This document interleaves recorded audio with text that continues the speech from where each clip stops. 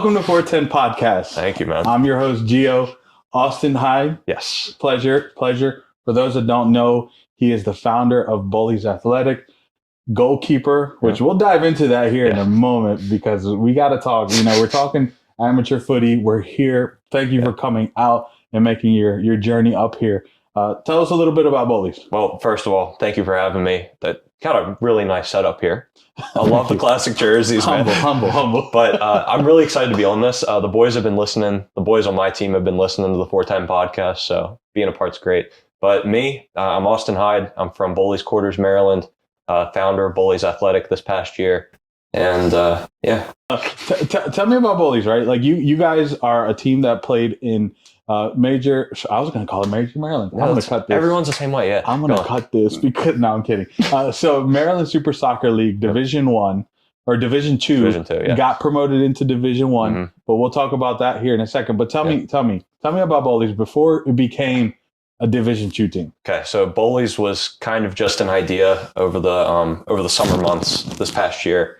I just got out of college. I have a lot of guys that I played with that were just getting out of college and kind of haven't found their footing in footy recently. You know, you come out of the post-college game and you're like, where do I go? What team do I go to kind of thing. So I have a bunch of really good friends that are ballers that don't have a place to play.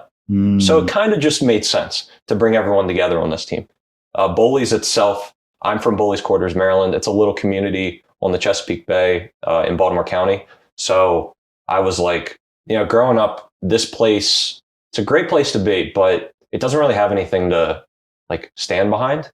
Or I know like I've been watching a lot of non-league footy in England, and something that they have is their town usually has a team that somewhere they can go on the weekend and, you know, have a few pints and enjoy themselves and watch.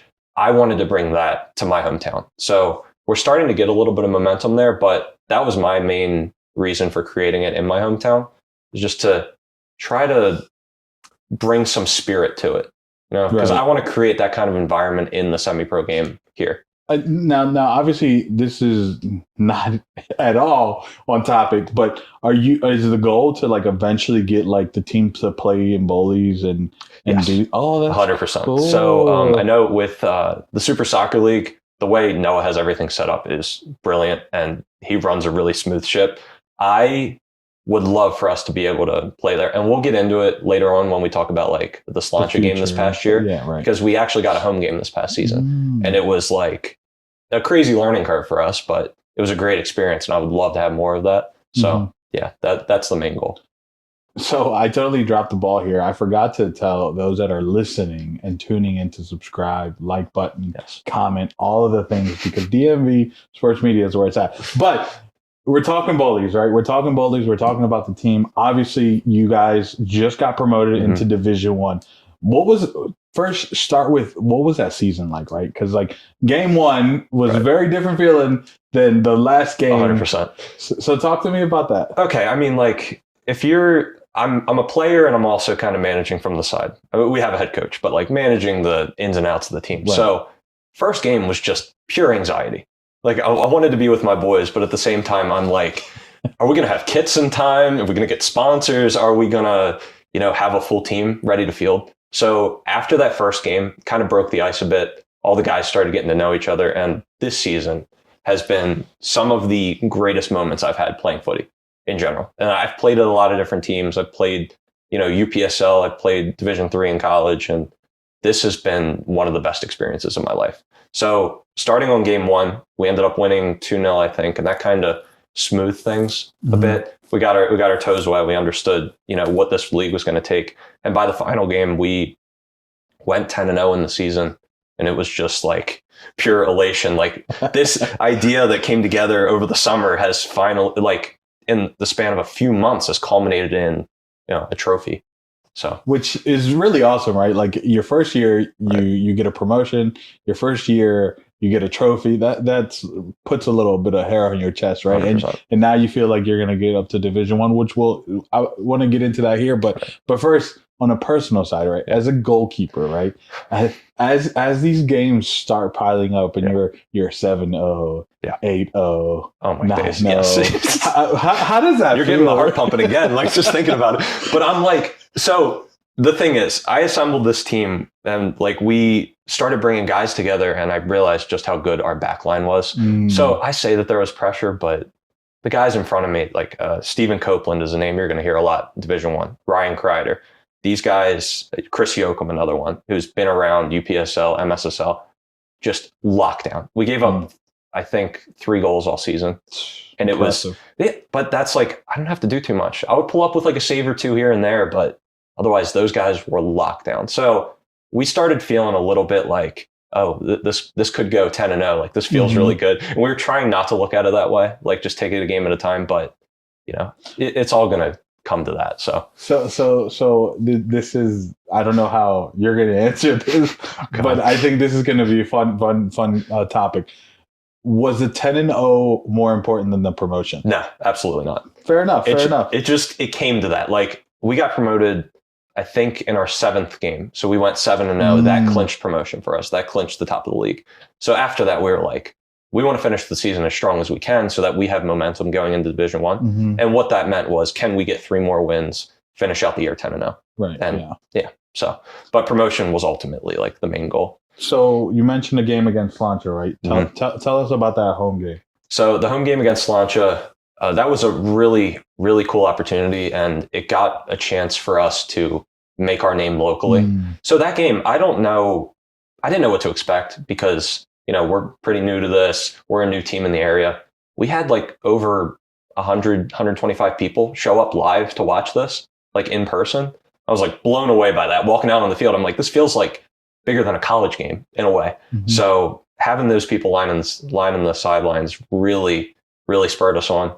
And it was a really closely contested game. Both of our games against Slancha were. So we beat them 2-0 in our first game. This home game was a 1-0. Eric Watts whipped in a ball to Greg Adams, and the whole place just erupted. It was great. We have a picture that I joked hanging in the Louvre. It's Greg Adams pointing to the sky after scoring. I have this thing like framed, and it's brilliant. It's so good. But how did that feel? Like having, obviously playing games is always exciting, right? When you get your gear on, you start, you're stretching, you see your boy stretching, you're getting ready to take the field and do battle with your compatriots, right? But there's a different feeling when there's fans there. Oh, 100%. It's so different. 100%. Right? I'm like, we need to have like a good looking warm up. I'm like, we can't be having put on the show. Right. I'm like, you guys can't be half stretching over here. We need to all be going together because we need to look professional for these people. No, but like in all seriousness, it's exactly what we want for this league. And I talked to Arlie from Slancha, and he was saying the exact same thing. Like, he was really pumped to have a group of people together. They had a really good turnout. Right.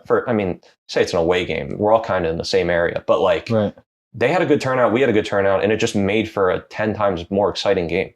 Like tackles were flying in harder. Goals were celebrated. The one goal was celebrated more. Right. Like it means so much more. And it gives you that like buzz and nerves before the game that you might not get if you only have a girlfriend and a mom up in the stands. But hold on. The girlfriend thing, you might want to put on a show there, right? Never mind. Taylor, thank you so much. You do so much for this team, and yes.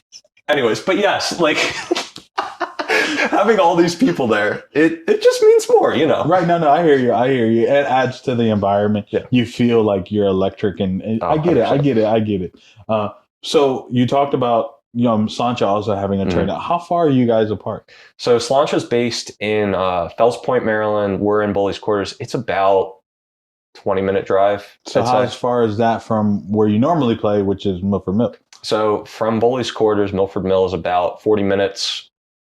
I don't know the distance from Fells Point, but we're probably looking at a similar, like it's decent-ish away from both of us. So the reason I asked you this is because when you go to Milford Mill, obviously that's not where you would consider your home base, but it's home for now, right? Yeah, no, it does the job.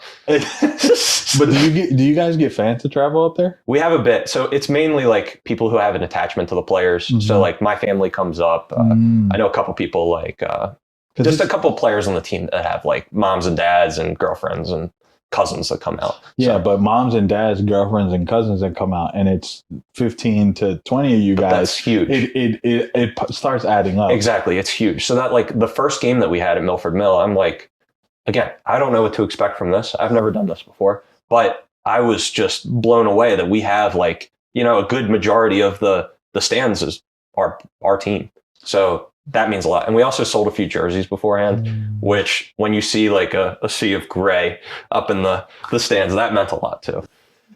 So it's hard to distinguish from the bleachers, right? No, I'm kidding. Yeah, I'm kidding. It is like we just see floating heads. No, I'm completely joking. It's the blue collars. The blue collars. What it is. That's what it is. You got it. No, I actually really like the jerseys. Thank you. Eventually, I'm hoping to add that to either my collection or I'll get you one. But yes, we love when we hear teams getting turnout, two selling merch, right, specifically at this level, because it's really hard to get like a buzz if you're not like actively pushing it and stuff like that. Right. And it's helpful, right? Like the little things matter here. So, but now you're in Division 1. Yes, Division 1.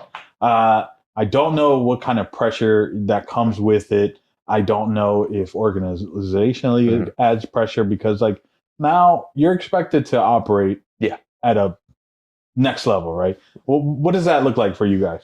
I mean, so when we initially started, I had played for a few different teams that were around this level. So Das Beer Hall, I was playing in goal for. So I kind of got the ins and outs from them. They've been really cool with everything, like trying to give me some advice on how to stay afloat in this game. So on paper, when we assembled our team in the first place, I thought it was a team that could compete in Division 1.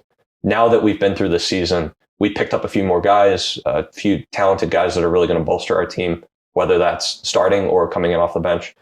Outside of that, it's really just a natural step up for us. So like I do all the stuff on our socials, and like now I need to raise my level for that, like game day posts and things like that. And like it comes with a bit more of a buzz though. So a lot of like helpful things, like our sponsors are really pumped. Our sponsors have been great with everything. They're featured on our jersey, but they are really excited to see this take that next step. So in general, it's more excitement. There's a little bit overhead I got to worry about, but like, no, we're just buzzing to be here.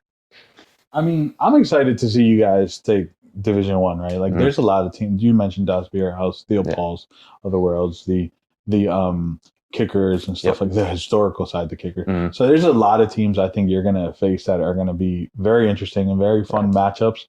You got a little bit of experience against those big name teams. I was going to say this past weekend. Actually, it's been like 3 weekends ago. Oh, my days, yeah. Because of the snow postponements. Snow, man.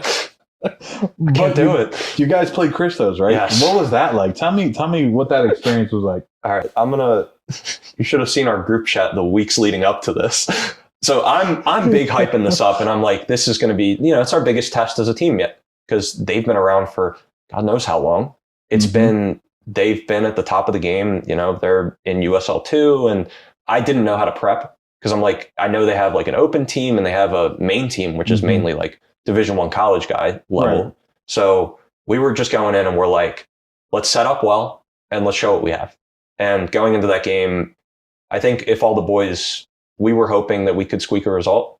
And I think on a different day, we probably could have, but they just had a bit of quality that we weren't ready for, I'd say. So we went down 1-0 off of kind of a cross into the box that fell to a man at the 6. We then leveled immediately. And that was, for me, the biggest thing that I see is a response from our team, because we didn't go down at all this whole season. So seeing a response right away is huge, because that just shows me that we have this fight that hadn't really, like, it was brought out in games, but it wasn't like, all right, we need to dig our teeth in and find a goal to get back into a game. So we leveled it, and then their quality shone through in the second half. Your boy Eddie Moreira from, I actually played with him briefly with Maryland Alliance and UPSL, but he hit an absolute worldie. Again, our beautiful photographer just got a perfect image of me at full stretch, nowhere near this ball. This kid hit a half volley from 20 and it went top ends. And you can see me floating there looking at it like, come on. There's little you can do about that. Yeah, exactly. But no. Overall, though, I mean, I'm obviously not going to say I'm happy with the loss, but at the end of the day, if I look at it objectively as someone who needs to see where our results fall, 3-1 against a team like that isn't anything to, shake your head about. We praised you guys a lot on the podcast 100%. Because, like, we were impressed, right? Like, not many teams can lose and people will be really proud of them. And like that match that you guys showed, you showed character, you showed a level of play which you'll probably need in quite a few 100%. Matches in Division One, right?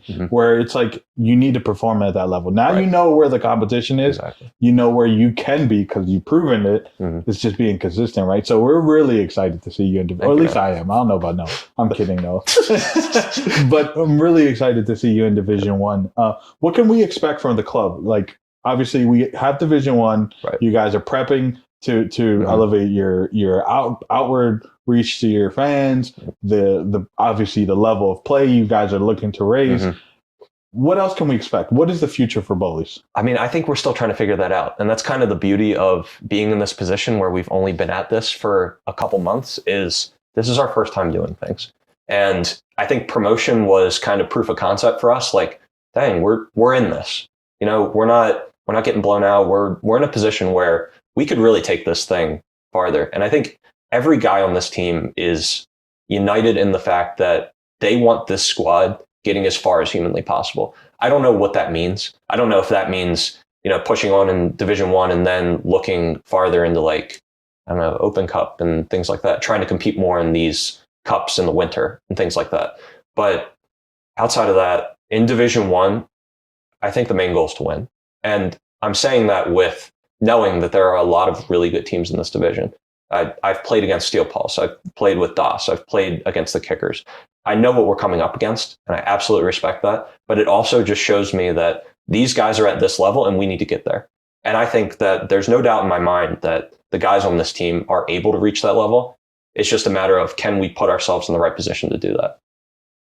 I mean, what else can be said, right? Like, I mean, you just put it perfectly. You guys want Division One, and you're ready for it. So, Austin, I appreciate you for coming out. I appreciate you for jumping on. It's crazy how fast time goes when you're having these conversations. But for those that are watching, make sure you're subscribed. Make sure you hit that bell icon, the like, comment, leave a big compliment for Bowleys and Austin here. We appreciate you for coming out. We'll see you all next time. I appreciate it.